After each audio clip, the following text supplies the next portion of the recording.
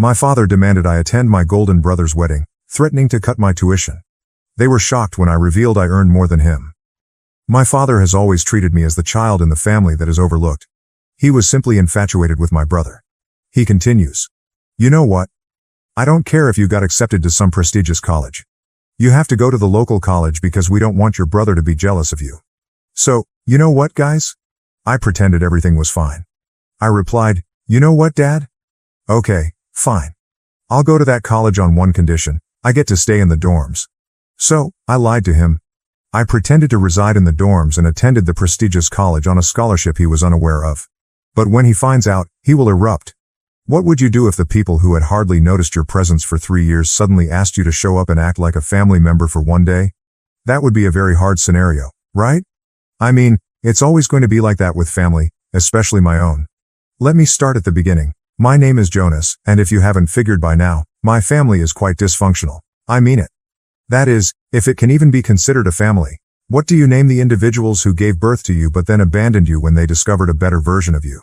Can that even be considered family? Instead than going in circles, let me state it clearly. I could have had a happy family if my parents had treated both of their children equally. But, no, my parents are a bunch of biased jerks who have been treating me as background noise for as long as I can remember, all because my brother Roman was the healthier kid. I mean, Roman was one of those healthy, adorable infants who drew everyone's attention in an instant, whereas I was the scrawny, average-looking one that no one wanted to hold. But should these things influence parents so profoundly that they begin to differentiate between their children? It shouldn't, right?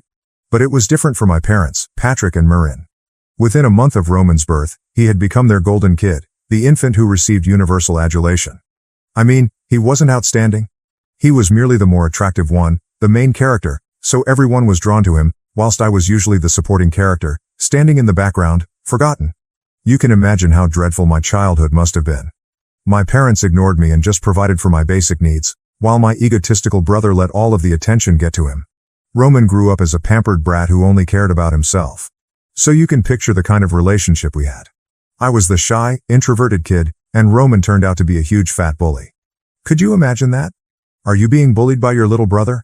Yeah, that was the case with me. Roman seemed to have made it his life's mission to make mine unhappy, whether by throwing wild tantrums that caused my parents to spoil my plans or by physically taking away the things I liked. Is this correct? It was a poor scenario in and of itself. Add a set of biased parents to the mix, and you can understand how terrible my upbringing was. My parents were the main reason Roman grew up to be such a brat. While Roman was showered with new toys, attention, and praise, I was never spoiled. My birthdays were a formality. My accomplishments were never particularly significant, and my job in the family was essentially that of a background prop. One time in 3rd grade, I had all A's on my report card. I was thrilled, you know? I figured maybe I'd get a pat on the back or something. But when I presented it to my mother, all she said was, "That's good," as she went on to rave about what a nice little painting Roman had done that we just had to put on the refrigerator. Yes, Roman's wonky dog drawing received center stage, while my straight A report card was placed into the garbage drawer with the other forgotten papers. So you know how things were.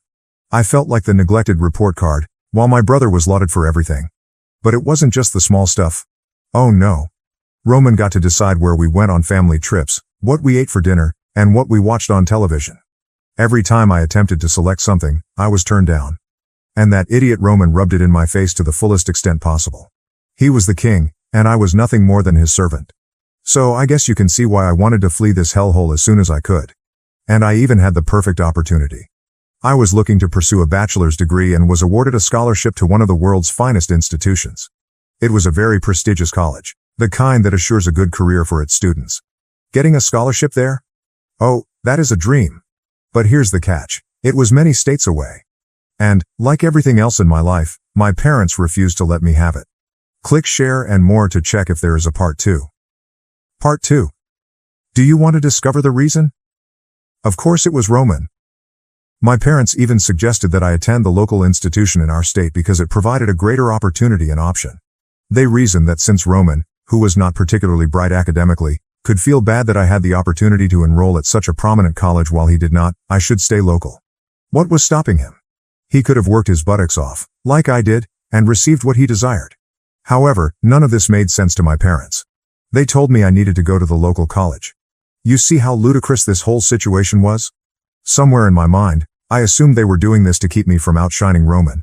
It was as if they recognized my potential but consciously chose to disregard it. It's as if providing me with genuine support would jeopardize Roman's image as the golden child. Why else would they work so hard for me to stay at the local college while Roman, who was nothing near as ambitious, received unrivaled support? It seemed as if I was not meant to be more successful than him. That was not part of their script. But did I succumb to that foolishness? No. I'd already made significant sacrifices to keep up with the family's wacky, biased antics. But I decided I'd had enough. I told my parents that I would only attend the local college if they permitted me to live in the campus dorms. My parents agreed, a little too happily, thinking they'd persuaded me to stay at the local college. But did they actually? No chance in hell. I accepted the scholarship and relocated to another state while my parents thought I was attending a nearby college. The nicest aspect was that the prominent college I was admitted to offered the finance course I desired in just 2 years, whereas the local college required 4. So that was ideal since it meant I could graduate earlier than my parents had imagined. Honestly, it was the best decision I've ever made. Not only did I leave the hellhole my parents had created, but this college represented the pinnacle of prosperity. I say this because, shortly after graduating, I was offered a 6-figure salary and have been with the company for a year. Things are actually improving for me, since I am on the verge of receiving a promotion. I did it all. The scholarship covered 70% of the fees, and I utilized the money my father contributed to meet other expenses. Now I'm having a fantastic life.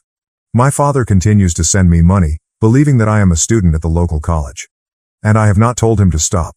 I know it's kind of terrible, but I consider it retribution for the last 3 years. I've had limited communication with my relatives. There were a few checkup calls here and there, as well as 1 or 2 trips to my home over the holidays, to keep them from becoming suspicious. Aside from that, they haven't troubled me too much, and I've been able to avoid them by explaining that I've been busy with my studies. They don't seem to care anyway.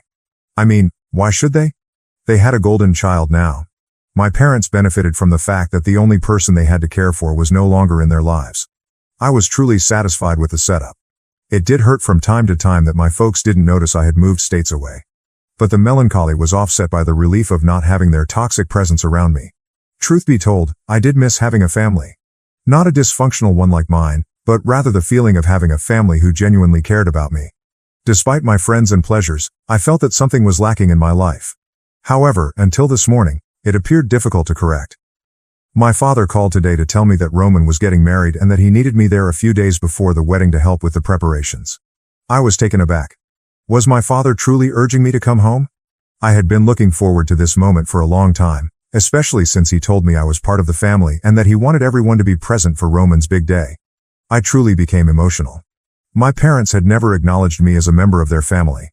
They were primarily concerned with themselves and Roman. But now my father specifically wanted me to attend the wedding. It was overwhelming to receive appreciation from my parents. But then I remembered that these were the ones who had ignored me throughout my childhood. Even today, they were unaware that their eldest son lived states away. Do I really want to return to these people, only to be disregarded again, as I have been my entire life? This is where I find myself in a quandary. And I'd like to ask you all. What would you do if you were in my shoes? I miss my sense of family, and it would be wonderful to have them care about me for once. But the prospect of returning back only to have my expectations shattered again terrifies me. Should I accept their invitation and attend my brother's wedding solely for the sake of family? Or should I stick to my commitment to live far away from them and not allow them to hurt me again? Before we get into that, it's been 2 days, and I've had plenty of time to consider what I should do. In the end, I decided to keep my peace. Even though some of you may disagree with my decision, I elected not to accept my father's invitation to Roman's wedding. And honestly, it feels like the best decision I have ever made. Spoiler alert, my parents haven't changed and never will. Let me continue where I left off in my initial post. After some thinking, I texted my father, just saying that I wouldn't be able to make it. There is no lengthy explanation, no excuses. To be honest, I was not going to come. I expected some reaction, but I didn't expect the manipulation to start so early. Within an hour, my phone was flooded with text messages. First, my mother attempted to guilt-trip me. She inquired if I truly wanted to miss Roman's special day. If I wanted to be that brother. And how disappointed Roman would be if I wasn't present. She went on to say how much it would mean to Roman if his older brother was there. Really? She also attempted to play the game in which you only got one family card. But here's the thing, Roman's big day meant nothing to me. Because Roman had never cared about any of my significant occasions. Not one. And yes, you only have one family. Part 3. But only if they behave appropriately, you know? So I informed my mother the same thing. I was not coming. When guilt-tripping failed, my father resorted to his own bizarre tactics. He attempted to keep it calm at first, stating things like how families should stick together on situations like these. When I still didn't move, he decided to play dirty. He called and stated that if I didn't show up for Roman's wedding, they would cease paying my tuition costs. He stated they couldn't afford for people to gossip about how one of their sons wasn't present at such an important event. Essentially, they wanted to maintain the appearance of a happy family for their friends and neighbors. As is customary, everything revolved around appearances. Not about me. Not about Roman. But what about how the family was perceived by others? That's when I really lost it. I mean, how selfish could somebody be? Threatening to cease paying my education expenses just so I may attend a wedding. It was incredibly foolish. Even more so given that I didn't care about any of the money they handed me. I responded by telling my dad, "Go ahead. Stop paying the college fees. I'm not coming to the wedding, and nothing you say or threaten will change that." I still hadn't told them that I had graduated a year ago and was living states away with a six-figure salary and a life they could never have provided me. I didn't want them to know how good my life was or where I was because they would ruin everything that was going well. I know I have to tell them the truth, and I will do so shortly. But right now, I was having fun. My unwillingness to attend my brother's wedding, despite my father's warnings, enraged him. He spoke about how ungrateful I was, how I've always been difficult, and how Dad planned to withdraw my name from the local college to teach me a lesson. He said it as if it were a huge threat, as if being pulled from a place I'd never even been to would destroy me. He had no idea that the truth was just the opposite. Honestly, I couldn't stop laughing. I could have told him I had never attended the local college, but where's the fun in that, guys? So now I'm simply waiting for my father to go and try to withdraw my name from a college where I was never enrolled. I'm honestly waiting for his reaction when he discovers I no longer need him or his money. That's going to be shocking. And it's only a matter of time before my phone calls with another round of obscenities. I honestly cannot wait. Anyway, I'll keep you all posted on what happens. Until then, so long. Hello, it's Jonas again. I know it's only been a day since my last update, but the never-ending drama in my life has gotten even wilder. After my last post, I had a feeling my father would take my unwillingness to attend Roman's wedding seriously. It turns out I was correct. It all began with a phone call from him this morning, and he was furious. He was irate and wasted no time in asking me where I'd been all this time and what the heck I'd been doing with all the money he provided for my college expenses. It was like witnessing a toddler throw a tantrum because he did not get his favorite toy. Only this time, it was my father who was driven insane by the happenings around him. Apparently, after our last chat, my father went to the local college. Yes, this is when things become really fascinating. He went there to withdraw my name, simply to teach me a lesson. That guy was so crazy that he thought pulling my name from college and suspending my studies would force me to attend Roman's wedding. Clearly, he was wrong. So, obviously, when my father went to the local college, he was in for a huge surprise. The local college had no record of my enrollment. It must have been quite the spectacle. My father stood there, attempting to cancel my registration when Jonas was not present at college. I bet the revelation hit him like a blow to the belly. During our call, his bitterness over his momentary humiliation at college was evident. He wanted to know where I had been for the past 3 months and what I had been doing with all that money. But, honestly, the situation was so absurd that I couldn't stop laughing. After more harsh remarks from my father and some waiting on my part, I decided to tell him the whole truth. I told him that I had graduated on a scholarship a year ago and that the money he had been giving for my college tuition had been extremely helpful. Then I dropped the larger bomb. I informed him that I now had a six-figure salary and was making more than him. When he inquired whether I was kidding, I could tell he was disappointed. But he realized it wasn't a joke. The fact that I was no longer the struggling student he thought I was, but rather an independent man with a fulfilling life, must have been a difficult pill for him to swallow. I was ready for whatever came next. As soon as my father understood what I had just said, he erupted, accusing me of treason for keeping them in the dark. He went on about how much he had done for me, only to be confronted with this betrayal. Done so much for me? Was he talking about how he and my mother ignored me for years to focus on their favored child? Then he came up with the most ridiculous idea imaginable. He said the only way he could forgive me was if I went to Roman's wedding and made sure there was no scandal or gossip about the family. I could not believe it. This individual was still primarily concerned with his image. I don't understand why he's suddenly fascinated with the family's image. It had never disturbed him before. Anyway, I told him I didn't need his forgiveness, and I certainly didn't want to be a part of their ruse, pretending we were all one happy family. My father, still upset, tried to persuade me to attend the wedding. He appeared frantic at this point, but I held my ground. I told him there was no way in hell I'd go to the wedding of the man who devastated my childhood. Not only that, but I informed him I was done with the drama and would cut them off. My father was shocked, but I did not remain silent. I had spent my entire childhood absorbing everything silently. But not anymore. I told him I didn't want any of them to contact me again and that they could attend their golden son's wedding without me while I enjoyed my life. My father attempted to influence me emotionally again. But this time, I wouldn't have it. Talking about how I was his kid and how I needed to attend my brother's wedding. But I was finished. I just informed him that he had only one son since he was the one they all appeared to care about, and that they could keep it that way. As I gladly cut them off, I didn't even give my father another time to respond. I quickly ended the call and blocked his phone. And here is where I am right now, officially cut off from my family's harmful presence. It's a bittersweet feeling because I never imagined things coming to this. But I am also somewhat satisfied since I know it had to be done. At least now I can live a calm life. And if all goes well, maybe I'll be able to start my own family one day. So it's been more than a month since I shut off communication with my family. I thought I was above all the drama and manipulation.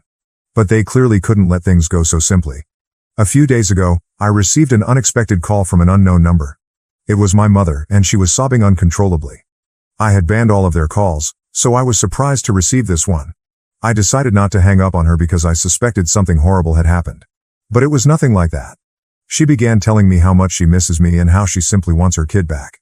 She stated she didn't care what I or Dad did. None of it mattered to her. She simply wanted me to be a member of the family again. I was perplexed. I mean, where was this energy previously? When I told them I was cutting them off, they didn't seem to mind. And now my mother wants to patch things up? Don't you think that was a bit suspicious? So I just hung up on her, telling her I'd call her later. I had a sense something wasn't right, so I contacted my aunt, my mother's sister, to see if she had any ideas. What she told me was bizarre and it verified all of my suspicions. Apparently, Roman's wedding was a complete fiasco. A massive shitstorm. His seemingly beautiful fiancée turned out to be a full-fledged fraudster. Before the wedding, she persuaded Roman, my parents, and a group of family members to put all of their savings into a dodgy, once-in-a-lifetime investment opportunity. And guess what? It was all a hoax. She took the money and dipped. There were no weddings. She's gone, as are my family's savings. However, it wasn't the end of it. My aunt also informed me that my parents were in even more serious difficulty than I had suspected. Apparently, my father provoked a disturbance with an employee and his family, resulting in a significant loss for his already dying firm. And then everything clicked for me. This is why he was so eager to invite me to the wedding. He wanted to salvage his image by demonstrating how much he treasured his perfect family, and all those values. But of course, that did not work. This fiasco between Roman and his fiancée just added to the negative news. So, basically, they are losing money left and right. To make matters worse, they used their house as collateral for a loan in an attempt to salvage the firm. However, this also backfired on them. And now they are likely to lose their home. They had to move into a dilapidated trailer or studio apartment because that's all they could afford. Now everything was plain to me. My mother didn't call because she missed me or wanted me back. They urgently needed me. They realized I was doing well for myself and wanted to use me as a safety net. I understood everything. They were out of options, and I was their only hope. So, I wasn't playing that game. I was not going to be dragged back into their mess, especially now that I had seen the whole picture. They didn't care about me because they were too busy catering to Roman and his needs. But here's the catch. My parents are now fighting with Roman because they blame him for everything. For the entire wedding fiasco. For all the money they've lost. It's actually pretty funny. The golden child they built their lives around has ruined everything. And, to be honest, it made me happy that they were finally realizing their mistakes. Anyway, I could care less. I'm staying out of the controversy. After my mother called, I blocked her again. I wasn't going to let her control my emotions. But did this prevent my parents from reaching out? No, absolutely not. They were needy and clingy, refusing to accept that things weren't going their way. My parents eventually showed up at my house. Do not ask me how. I'm not sure how they got the address, but I believe they badgered some of my old friends for information. However, the how does not matter. What matters is that they showed up at my door, reminding me of family values, and that, as their older son, I was their responsibility. And now, somehow, they were mine. I slammed the door in their faces, of course. They begged me to help them, claiming they were penniless and had spent their last money on a flight to meet me. That sucked for them, but I wasn't going to help. This is not the end of it. A few days later, Roman arrived at my home, practically crying and pleading for help. He stated that he missed having his big brother in his life. I'm not sure what big brother he's referring to because all I remember is him bullying me. I warned him, but he kept begging, saying mom and dad were going to cut him off shortly because they were angry with him for putting them into this problem. It was all for nothing. Roman shared the same fate as my parents. I locked the door in his face, warning him that if any of them returned, I'd call the cops. Since then, I haven't heard from any of them, and I honestly don't care. I am done with this toxic family. I'm a little sad that things with my family have come to this. Because the void they created will always be present in my life.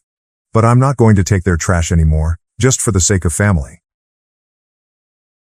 Thank you for watching. If you haven't subscribed yet, please do so and hit the notification bell to stay updated with more shocking real-life stories happening around you.